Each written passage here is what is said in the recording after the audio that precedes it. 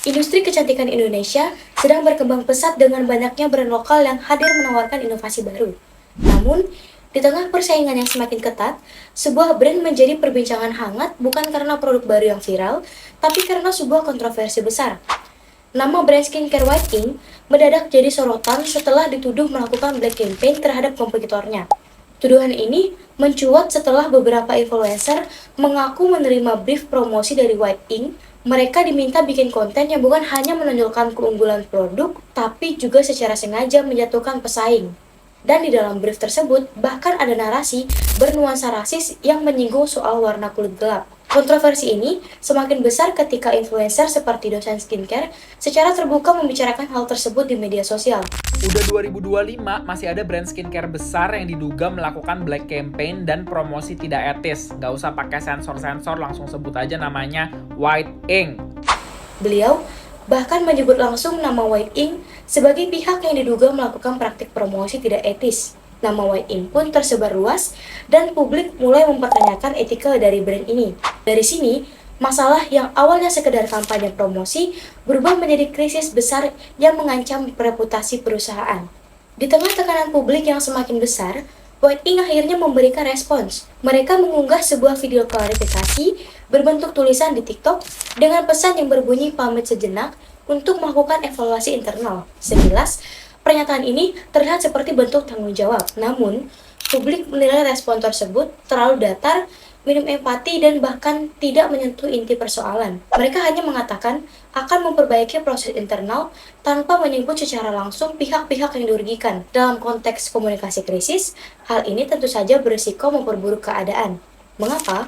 Karena publik menginginkan pengakuan yang jujur, permintaan maaf yang tulus, serta langkah nyata untuk memperbaiki kesalahan. Jika respon perusahaan hanya normatif, kepercayaan masyarakat akan semakin menurun. Untuk memahami bagaimana seharusnya White Ink merespons, kita bisa menggunakan teori Situational Crisis Communications atau yang biasa akrab kita sebut dengan teori SCCT.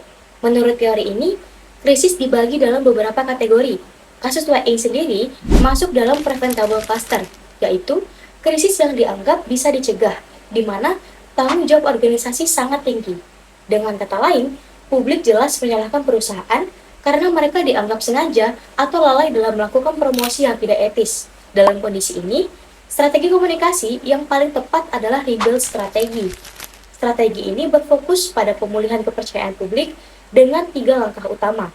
Pertama, permintaan maaf yang tulus, bukan sekedar kata maaf atau kami pamit sejenak, tapi pengakuan yang jelas bahwa ada kesalahan serius. White Ink seharusnya berani menyebut langsung isu rasisme yang muncul, mengakui bahwa hal itu salah, dan menyampaikan empati kepada publik yang tersinggung. Kedua, tindakan nyata untuk memperbaiki kesalahan. Permintaan maaf saja tentu saja tidak cukup. Publik butuh bukti perubahan. Misalnya, White Ink bisa memperbaiki SOP tim kreatifnya, memberi pelatihan etika komunikasi untuk karyawan, dan memastikan kerjasama dengan influencer itu dilakukan secara transparan. Dengan begitu, publik bisa melihat bahwa mereka benar-benar belajar dari kesalahan. Dan yang terakhir, memberikan kompensasi kepada pihak yang dirugikan. Kompensasi ini tidak selalu berupa uang, tetapi bisa dalam bentuk program atau kampanye positif. Misalnya, White Ink bisa membuat kampanye edukasi tentang pentingnya keberagaman dan menghargai semua warna kulit.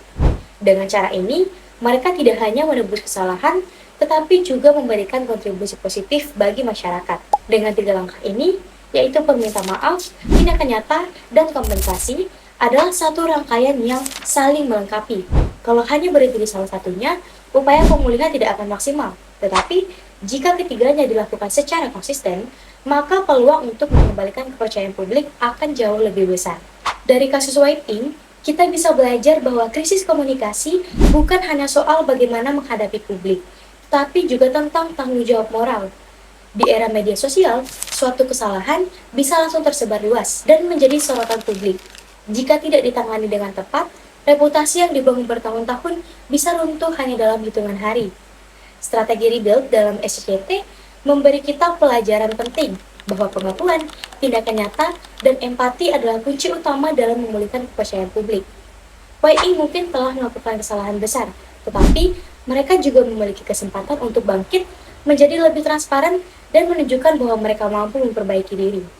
Krisis bukanlah akhir, melainkan sebuah momentum apakah sebuah brand akan tumbang atau justru bangkit menjadi lebih baik.